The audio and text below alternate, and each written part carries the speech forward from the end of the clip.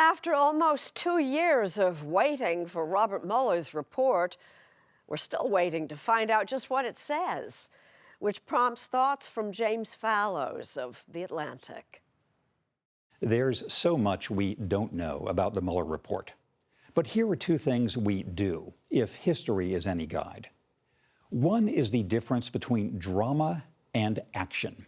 In fiction, we hunger for the suspenseful turning point. In novels, from Sherlock Holmes right through Gone Girl. In courtroom dramas, from the classic witness for the prosecution. I can have an expert identify your handwriting. Damn you! Damn you! To the latest NCIS.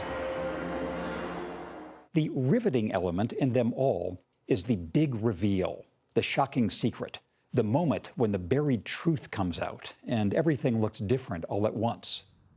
Public life contains enough drama that you could easily imagine that it works at the same pace. Consider John Dean's testimony against Richard Nixon at the Watergate hearings.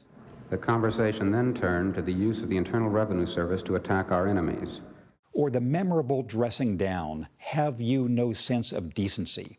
that the lawyer Joseph Welch delivered to the reckless Senator Joe McCarthy. Have you no sense of decency, sir, at long last? But consider what happened next.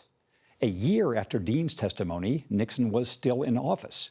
He held on for 14 months after the hearing. It took half a year for the Senate to censure McCarthy. The Pentagon Papers came out amid intense legal drama in 1971. Nearly 4 years later, U.S. troops were still leaving Vietnam. Public life does not work at the speed of a movie. Wherever this process leads, it is likely nearer its beginning than its end. The other thing we know is that democracies do better with more information and worse with less.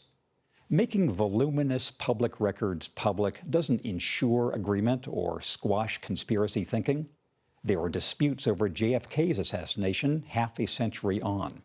But in our times, the surest way to increase suspicion and undermine trust would be to handle this information in any way that could be considered a cover-up. Let it come out. Let people see it, Donald Trump said last week of the Mueller report. On this point, history backs him up.